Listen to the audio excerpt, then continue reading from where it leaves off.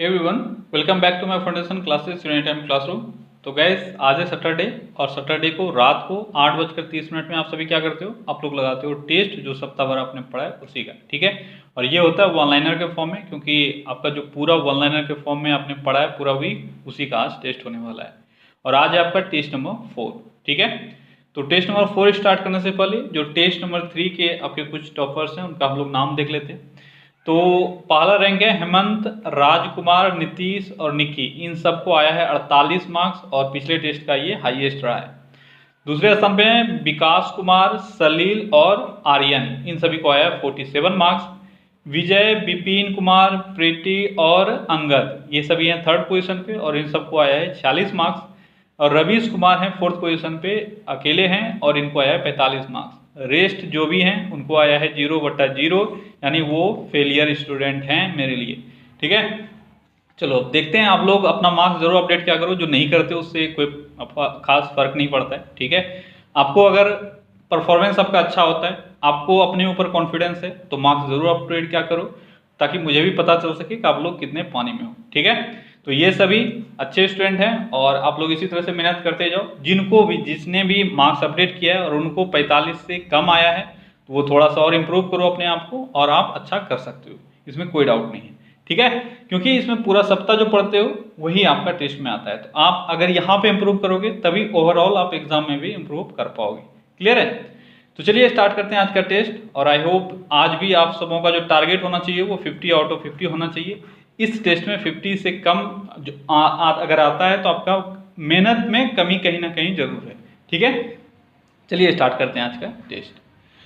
तो आज का आपका पहला क्वेश्चन है, राउल केला स्टील प्लांट अपने लिए आवश्यक पानी कहाँ से लेता है? जल्दी जल्दी हम लोग आंसर करते जाएंगे, जल्दी बताओ। राउल केला स्टील प्लांट अपने लिए आवश्यक पानी कहाँ से लेता है? ये लेता है हीराकुंड डैम से। कहाँ से? हीराकुंड डैम से। ठीक है, अगला क्वेश्चन है, बिल्हन किस चालुक्य राजा के दरबार का कवि था? बिल्हन किस चालुक्य राजा के दरबार का कवि था? तो किसका कवि था ये था विक्रमादित्य। ठीक है, विक्रमादित्य 4 किसके दरबार में था? विक्रमादित्य 4 के दरबार में। अगला क्वेश्चन है, तांबे के उत्पादन में भारत में कौन सा राज्य प्रथम स्थान पे है? बिल्कुल मैं ज्यादा टाइम नहीं दूंगा, बस जैसे मेरा क्वेश्चन खत्म होता है आपको आंसर करना है, क्योंकि आपको ये सारा क्वेश्चन जो है कंठस्थ रहना चाहिए। तो तांबे के उत्पादन में भारत में प्रथम स्थान है एमपी का। ठीक है, अगला क्वेश्चन है, शांति प्रसाद जैन ने साहित्य के क्षेत्र में किस पुरस्कार को शुरू किया था? साहित्य प्रसाद जैन, इससे मुझे याद आया पिछले सप्ताह का जो मैं कमेंट देख रहा था उसमें शायद कोई बच्चा ये बोल रहा था, मुझे नाम याद नहीं है, कि सर आप क्वेश्चन चेंज कर देते हो। बिल्कुल मैं करता हूँ, लेकिन जो आप पढ़ते हो उसी से मैं थोड़ा सा इंटरचेंज करके क्वेश्चन पूछता हूँ। ठीक है, क्वेश्चन बिल्कुल आपका न्यू नहीं रहता है, जैसे ये आपने शायद पढ़ा नहीं है बट ये इसका उल्टा आपने पढ़ा है, तो यहाँ पे मैं वो पूछ सकता हूँ, क्योंकि एग्जाम में वही नहीं आएगा जो आप पढ़ रहे हो, उससे थोड़ा रिलेटेड चीजें भी आएंगे आपको, इसलिए क्वेश्चन भी अच्छे से पढ़ना है। तो शांति प्रसाद जैन ने साहित्य के क्षेत्र में जो पुरस्कार स्टार्ट किया था वो है ज्ञानपीठ पुरस्कार। ठीक है, क्या था? ज्ञानपीठ। और आपने क्या पढ़ा था? ज्ञानपीठ पुरस्कार किसने शुरू किया? तो शांति प्रसाद जैन ने। तो इसमें बहुत बड़ा तो चेंज है नहीं। अगला क्वेश्चन है, दिल्ली सल्तनत के 5 राजवंशों में अंतिम वंश कौन सा था? तो इसका मैंने आपको ट्रिक भी बताया था, गुलाब खिले तो सांस लो, तो अंतिम वंश कौन सा हो गया? लोधी वंश हो गया। ठीक है, बिल्कुल टाइम नहीं दूंगा इस सब में। अगला क्वेश्चन है, दाब की विमा क्या होती है? दाब की विमा क्या होती है? तो दाब की विमा क्या होती है? ये होती है ML-1 T-2। क्या होती है? ML-1 T-2। अगला क्वेश्चन है, 1 किलोवाट घंटा कितने किलो कैलोरी के बराबर होता है? 1 किलोवाट घंटा कितने किलो कैलोरी के बराबर होता है? जल्दी से आंसर करो, कितने किलो कैलोरी के बराबर? 860 किलो कैलोरी के बराबर होता है 1 किलोवाट घंटा। अगला क्वेश्चन है, औरंगजेब के उस पत्नी का नाम बताएं जिसका कब्र बीबी का मकबरा है। बीबी का मकबरा जो है वह औरंगजेब ने बनवाया है, औरंगजेब ने अपने एक किसी पत्नी के लिए बनवाया है। आपको बताना है उस पत्नी का नाम क्या है। उस पत्नी का नाम, उस पत्नी का नाम है दिलरस, क्या है? दिलरस बानो बेगम। ठीक है, अगला क्वेश्चन है, जर्मनी की मुद्रा यूरो कब से है? जर्मनी का जो मुद्रा है वर्तमान मुद्रा वो है यूरो। अब आपको बताना है यूरो जर्मनी की मुद्रा कब से है, ये मैंने आपको बताया हुआ है। कब से है? यह है 2002 से। ठीक है, अगला क्वेश्चन है सबसे हल्का ठोस वस्तु कौन सा है? सबसे हल्का ठोस वस्तु कौन सा है? क्या होता है? ये होता है एरोजोल। क्या है? एरोजेल। ठीक है, सॉरी एरोजोल नहीं, एरोजेल। क्या होता है सबसे ठोस हल्का वस्तु? ये है एरोजेल। ठीक है, अगला क्वेश्चन है डच गुयाना का नया नाम क्या है? डच गुयाना का नया नाम क्या है? क्या है डच गुयाना का नया नाम? तो यह है सूरीनाम। क्या है? सूरीनाम। ठीक है, अगला क्वेश्चन है पटना घास का मैदान किस भारतीय पड़ोसी देश में पाया जाता है? पटना घास का मैदान, ये पटना जो है एक तरह का घास का मैदान है, आपको बताना है ये पटना या पाटना, ठीक है, ये घास का मैदान है और आपको बताना है ये किस देश में पाया जाता है ये, और वो देश भारत का पड़ोसी देश है, तो वो है श्रीलंका। ठीक है, अगला क्वेश्चन है थानुमलयान मंदिर किस भारतीय राज्य में स्थित है? थानुमलयान मंदिर, अब ये क्वेश्चन वही आंसर कर पाएगा जिसने मेरा सेशन किया हुआ है और जिनको वो सारा सेशन याद है। जल्दी बताओ, थानुमलयान मंदिर किस भारतीय राज्य में स्थित है? थानुमलयान मंदिर किस भारतीय राज्य में स्थित है? तो ये स्थित है तमिलनाडु में। ठीक है, और ये क्वेश्चन आपको कहीं जनरली पढ़ने को नहीं मिलेगा, ये क्वेश्चन आपको डायरेक्ट एग्जाम में मिलेगा। और मैं आपको फिर से बता दूं कि वन लाइनर वाला सेट जो है, इसमें जितना भी क्वेश्चंस आप पढ़ रहे हो ये सारे प्रीवियस ईयर्स के क्वेश्चंस हैं जो अभी तक आए हुए हैं, जो 1990 से लेकर अभी तक आपके एग्जाम में जो भी क्वेश्चंस आए हुए हैं, रेलवे का हो या आपका कोई भी अदर एग्जाम हो, एसएससी का हो, जहां से हो जो भी एग्जाम आप पढ़ते हो, सारे से क्वेश्चन कलेक्ट कर करके मैं यहाँ पे लाता हूँ आपके लिए। ठीक है, तो ये सेशन आपके लिए बेहद इंपॉर्टेंट होता है, और अगर इसमें आप लोग डील सील करते हो, आप लोग थोड़ा लेजीनेस दिखाते हो, तो फिर आप अपने फ्यूचर के साथ खेल रहे हो। अगला क्वेश्चन है जलदापाड़ा वन्यजीव अभ्यारण्य पश्चिम बंगाल के किस जिले में स्थित है? अब ये मैंने आपको बताया हुआ था, जलदापाड़ा जो है वो पश्चिम बंगाल में स्थित है। आपको बताना है पश्चिम बंगाल के किस जिले में स्थित है। किस जिले में स्थित है? यह है उत्तर, क्या अभी भी किसी को याद आया? क्या है? उत्तर मदारी हाट। ठीक है, उत्तर मदारी हाट में। ठीक है, अगला क्वेश्चन है ट्रिप्सिन का निर्माण अग्नाशय में होता है। अब ये चीज मैंने एक्सप्लेन किया हुआ था आपको, ट्रिप्सिन का निर्माण अग्नाशय में होता है, ये चीज क्वेश्चन में आ गया। अब आपको ये पता होना चाहिए कि अग्नाशय में इसका निर्माण जो है वो निष्क्रिय रूप में होता है, तो क्या कहलाता है? ट्रिप्सिन का निर्माण अग्नाशय में निष्क्रिय रूप में होता है, उसे क्या कहा जाता है? क्या कहा जाता है? जल्दी बताओ। तो उसको ट्रिप्सिनोजेन कहा जाता है। क्या कहा जाता है? उसको ट्रिप्सिनोजेन कहा जाता है। ठीक है, जो स्मॉल इंटेस्टाइन में जाता है उसके बाद फिर वो एक्टिव होकर ट्रिप्सिन बनता है। अगला क्वेश्चन है हेड्स एंड टेल्स उपन्यास के लेखक कौन है? हेड्स एंड टेल्स उपन्यास के लेखक कौन है? तो हेड्स एंड टेल्स उपन्यास के लेखक हैं मेनका गांधी। कौन है? मेनका गांधी। ठीक है, अगला क्वेश्चन क्या है? अगला क्वेश्चन है पुष्टि मार्ग के संस्थापक कौन है? पुष्टि मार्ग के संस्थापक कौन है? जल्दी बताओ, पुष्टि मार्ग के संस्थापक कौन है? यह है वल्लभाचार्य। कौन है? वल्लभाचार्य। ठीक है, वल्लभाचार्य हैं पुष्टि मार्ग के संस्थापक। अगला क्वेश्चन क्या है? अगला क्वेश्चन है यदि दो समतल दर्पण के बीच का कोण 30 डिग्री हो तो बने हुए प्रतिबिंब की संख्या कितनी होगी? दो समतल दर्पण के बीच का कोण 30 डिग्री है तो बने हुए प्रतिबिंब की संख्या कितनी होगी? अब जिसने आंसर नहीं किया वो तो कहीं देखो, एक चम्मच पानी देखो उसमें डूब के मर जाओ, और जिसने आंसर 5 किया वो एक चम्मच में नहीं, एक बकेट पानी देखो उसमें डूब के मर जाओ, क्योंकि जिसने 5 आंसर किया उसने रटा हुआ है, जिसने आंसर नहीं किया उसने पढ़ा नहीं है। तो फिर आप खुद डिसाइड करो आपको कैसे मरना है। और जिसका आंसर सही आएगा वो है 11, जिसका भी आंसर 11 आया उसका आंसर सही है। ठीक है, यानी वो लोग मेहनत कर रहे हैं और रेस्ट सिर्फ टाइम पास कर रहे हैं। तो मैंने इसका फॉर्मूला बताया हुआ था, जनरली एक फॉर्मूला जो होता है, ठीक है, वो आपको याद रखना है पहले, उसके बाद फिर मैं कभी और एक्सप्लेन करूंगा इसके बारे में डिटेल से, लेकिन अभी आपको याद रखना है क्या होता है 360/n-1। ठीक है, ये फॉर्मूला होता है। तो यहाँ पे 360/n करोगे तो क्या हो जाएगा 360/30, तो 360/30 क्या हो जाएगा 12, 12 - 1 11। ठीक है, अगला क्वेश्चन है अन्नपूर्णा पर्वत शिखर किस देश में स्थित है? अन्नपूर्णा पर्वत शिखर किस देश में स्थित है? किस देश में स्थित है? ये नेपाल में स्थित है। अगला क्वेश्चन है केपी नहर तमिलनाडु को किस राज्य से जोड़ता है? केपी नहर तमिलनाडु को किस राज्य से जोड़ता है? केपी नहर किस राज्य से जोड़ता है? तो केपी नहर तमिलनाडु को आंध्र प्रदेश से जोड़ता है। किससे? आंध्र प्रदेश से। ठीक है। अगला क्वेश्चन है ब्रेस्ट स्ट्रोक शब्द किस खेल से संबंधित है? ब्रेस्ट स्ट्रोक शब्द तैराकी से संबंधित है। किससे संबंधित है? तैराकी से। अगला क्वेश्चन है मंदाकिनी किस नदी की सहायक नदी है? मंदाकिनी किस नदी की सहायक नदी है? मंदाकिनी किस नदी की सहायक नदी है? तो यह है अलकनंदा की सहायक नदी। किसकी है? अलकनंदा की सहायक नदी है मंदाकिनी। अगला क्वेश्चन है भारत में बेरोजगारी संबंधी आंकड़े कौन इकट्ठा करता है? भारत में बेरोजगारी संबंधी आंकड़ों को कौन इकट्ठा करता है? ये करता है नस्सो। कौन करता है? नस्सो। नस्सो का फुल फॉर्म क्या होता है? जल्दी बताओ। नस्सो का फुल फॉर्म क्या होता है? तो नस्सो का फुल फॉर्म होता है नेशनल सैंपल सर्वे ऑफिस। ठीक है। अगला क्वेश्चन है इटली यात्री निकोलो कोंटी भारत में कहां आया था? निकोलो कोंटी इटली का यात्री था, ये आपने पढ़ा हुआ है। वहां पे मैंने बताया हुआ था ये भारत में कहां आया था? ये विजयनगर में आया था। कहां आया था? विजयनगर में। ठीक है। कहां आया था? विजयनगर में आया था निकोलो कोंटी। अगला क्वेश्चन है चिली सॉल्टपीटर का रासायनिक सूत्र क्या है? चिली सॉल्टपीटर का रासायनिक सूत्र क्या है? जल्दी बताओ। चिली सॉल्टपीटर का रासायनिक सूत्र क्या है?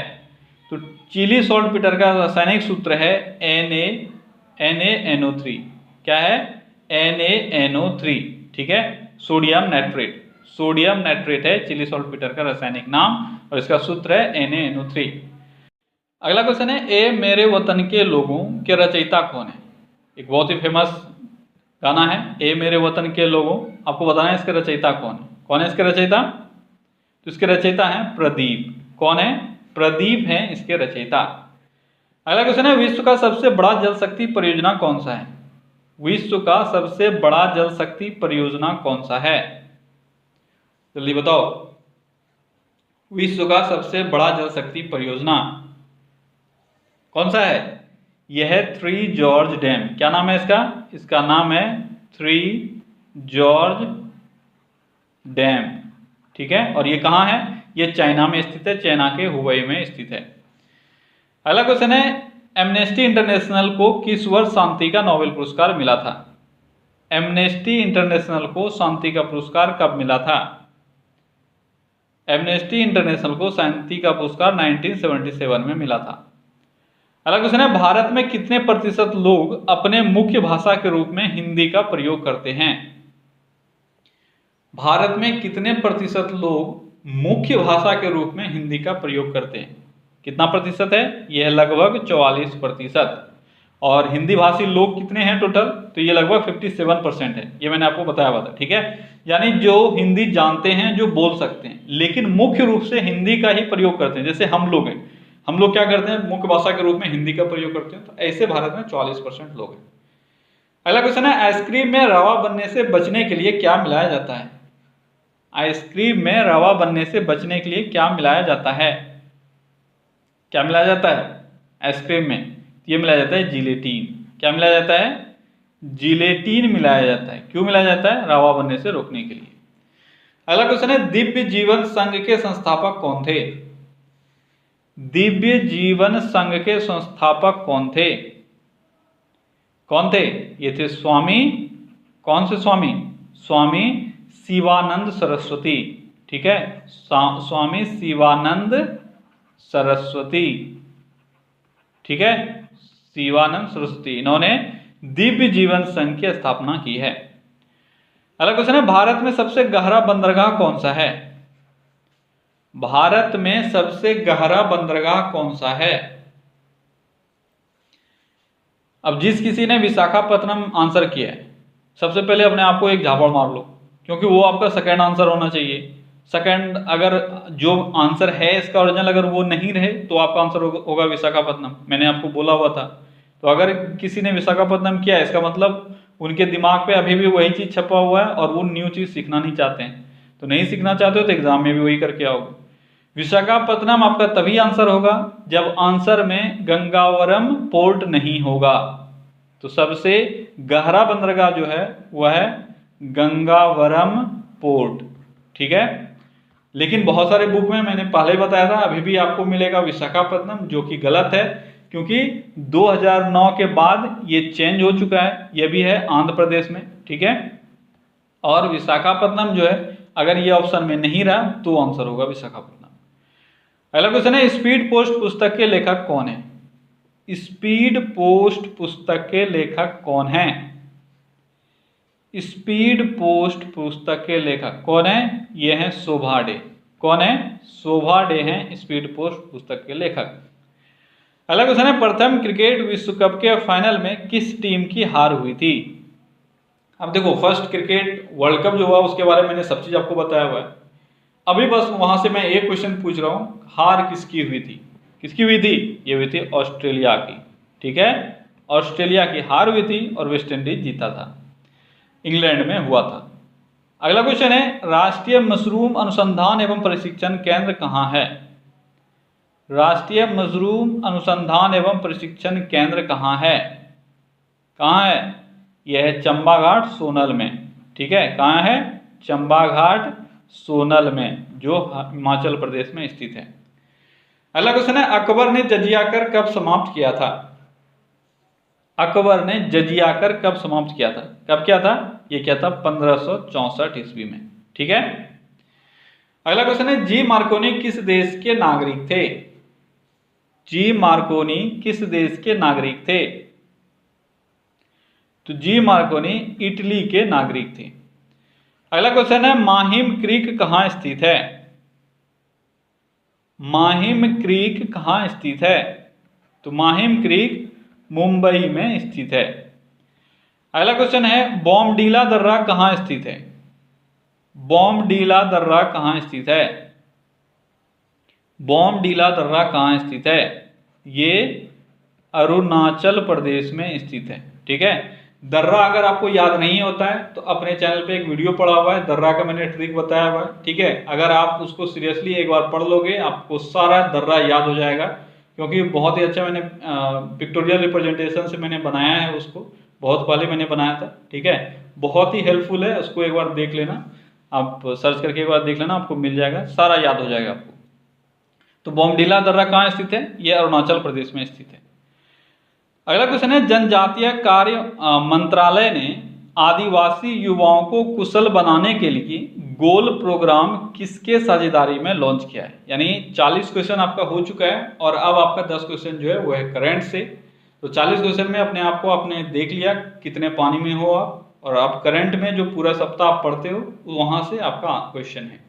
तो अगर यहाँ पे 10 क्वेश्चन में 10 आपका करंट नहीं आ रहा है, इसका मतलब आप बहुत ही वीक हो और आप एग्जाम में बहुत पीछे चल रहे हो एग्जाम की तैयारी में, तो आपको और मेहनत करने की जरूरत है। जल्दी बताओ, गोल प्रोग्राम किसके साझेदारी में लॉन्च किया गया है? तो ये क्या गया है? फेसबुक के साझेदारी में। किसके? फेसबुक के, ठीक है। किसने किया है? जनजातीय कार्य मंत्रालय ने किया है। क्यों किया है? आदिवासी युवाओं को कुशल बनाने के लिए। अगला क्वेश्चन है, MIRAHD कोविड-19 डैशबोर्ड का निर्माण किस संस्था ने किया है? MIRAHD कोविड-19 डैशबोर्ड, इसका निर्माण किस संस्था ने किया है? एक IIT ने किया है। अब बताओ थोड़ा, अगर आप लोगों को याद आया हो तो। IIT कौन से IIT ने? IIT गांधीनगर ने, ठीक है। IIT गांधीनगर ने एक डैशबोर्ड बनाया है कोविड-19 से रिलेटेड, इसका नाम है MIRAHD कोविड-19 डैशबोर्ड। अगला क्वेश्चन है, फेमिना मिस इंडिया 2019 का खिताब किसने जीता? तो करंट अफेयर्स में अभी आप सारे जो 2019 बीच के अवार्ड्स हैं वो सारे पढ़ रहे हो, ठीक है। लगभग आपका 80-90 ऊपर हो गया होगा, मुझे एग्जैक्टली याद नहीं है। तो आप लोग वहाँ पे पढ़ रहे हो, सारे इंपॉर्टेंट है, अच्छे से याद रखना। जल्दी से बताओ, यहाँ फेमिना मिस इंडिया 2019 का खिताब किसने जीता? किसने जीता था? तो ये जीता गया था शिवानी यादव के द्वारा। किसके द्वारा? शिवानी यादव के द्वारा, ठीक है।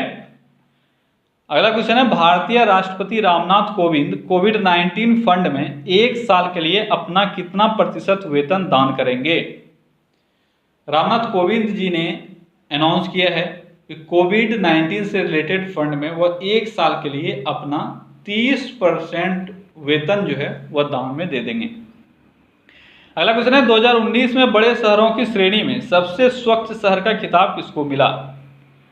2019 में बड़े शहरों की श्रेणी में आपको सबसे स्वच्छ शहर नहीं पूछा जा रहा है, वो तो इंदौर है, लेकिन बड़े शहरों की श्रेणी में आपसे पूछा जा रहा है, तो इसका आंसर क्या होगा? इसका आंसर होगा अहमदाबाद। क्या होगा? अहमदाबाद। बड़े शहर और छोटे शहर में कैटेगरी जो बटा हुआ है वो आपको याद रहना चाहिए। 10 लाख से अबव अगर पॉपुलेशन है तो उसको बड़े शहर के कैटेगरी में रखा जाता है, उससे कम है तो उसको छोटे कैटेगरी में रखा जाता है। तो बड़े शहर के कैटेगरी में सबसे स्वच्छ शहर का खिताब मिला है अहमदाबाद को। ठीक है, अगला क्वेश्चन है वीडियो के जरिए केवाईसी करने वाला भारत का पहला बैंक कौन बना? वीडियो के जरिए केवाईसी करने वाला भारत का पहला बैंक कौन बना? कौन बना? ये बना, जल्दी बताओ कौन सा? जिसको आता है इतना सा टाइम वो टाइप करने में लोगे, जिसको नहीं आता है उनको लग रहा होगा बेकार का साला बोर हो रहे हैं, फालतू का, जल्दी जल्दी सर को आगे बढ़ना चाहिए। तो आप लोग इसी तरह से बोर होते रहोगे एग्जाम में भी। तो क्या है? कोटक महिंद्रा। क्या नाम है इसका? कोटक महिंद्रा बैंक। ठीक है, कोटक महिंद्रा बैंक, इसने वीडियो के जरिए केवाईसी करना चालू किया है और ये भारत का पहला बैंक है। अगला क्वेश्चन है प्रवासी मजदूरों के लिए चरण पादुका अभियान किसने चलाया है? चरण पादुका अभियान किसने चलाया है? ये चलाया गया है एमपी के द्वारा। अगला क्वेश्चन है भारत क्रोएशिया के बीच संबंधों और आपसी सहयोग को बढ़ावा देने में उल्लेखनीय योगदान के लिए किसे 2019 का क्रोएशिया गणतंत्र के सर्वोच्च सम्मान, जिसका नाम है grand order of king of, ठीक है, king of Tomislav and grand star से सम्मानित किया गया? क्वेश्चन बहुत बड़ा है, लेकिन ये सारे क्वेश्चन आपके लिए एक लाइन का है कि क्रोएशिया गणतंत्र का सर्वोच्च सम्मान किसको मिला? किसको मिला था 2019 में? ये मिला था रामनाथ कोविंद को। कौन है ये? ये है हमारे देश के प्रेसिडेंट। ठीक है, अगला क्वेश्चन है दक्षिण मध्य रेलवे के द्वारा कोविड-19 से जूझ रहे लोगों के लिए एक रोबोट का निर्माण किया गया है, उसका नाम बताएं। दक्षिण मध्य रेलवे ने एक रोबोट का निर्माण किया है, कोविड से रिलेटेड रोबोट है, उसका नाम क्या है? उसका नाम है रेल बॉट। क्या है नाम उसका? Rail bot. ठीक है, क्या नाम है उसका? Rail bot. अगला क्वेश्चन है सुकून कोविड-19 बीट द स्ट्रेस। सुकून कोविड-19 बीट द स्ट्रेस, ये एक प्रोग्राम है, सुकून कोविड-19 बीट द स्ट्रेस। आपको बताना है किस क्षेत्र में इसको लॉन्च किया गया है, किस क्षेत्र में ये लॉन्च किया गया है? ये जम्मू और कश्मीर में लॉन्च किया गया है। ठीक है, ये है कोविड-19 में जो अभी लोगों को स्ट्रेस हो रहा है उससे किस तरह से उभरा जाए, इस प्रोग्राम में वही सिखाया जाएगा। ठीक है, तो गाइस यहाँ आपका टेस्ट खत्म होता है और आपका 50 क्वेश्चन पूरा हो गया है। जल्दी से मुझे देखो, ये लाइव कमेंट में स्कोर अपना अपडेट मत करना, इसके बाद जो नॉर्मल कमेंट होता है उसमें करना, क्योंकि ये मैं देख नहीं पाता हूँ बाद में, ये मैं देखता नहीं हूँ। तो जो भी आपका नॉर्मल कमेंट है उसमें आप जरूर कमेंट करके बताना कि आपका कितना स्कोर आया, और जितने भी टेस्ट दे रहे हो यार सब कोई अपना स्कोर अपडेट करो, चाहे आपका कुछ भी मार्क्स आया हो। ठीक है, और हमेशा कोशिश आप करना चाहिए 45 से एवं और 50 में से 50 स्कोर करने का कोशिश करो, क्योंकि मैं बार बार बोलता हूं अगर एक वीक का टारगेट आप पूरा नहीं कर पाओगे तो आप एग्जाम का क्या टारगेट पूरा करोगे, जिसका कोई टारगेट ही नहीं है।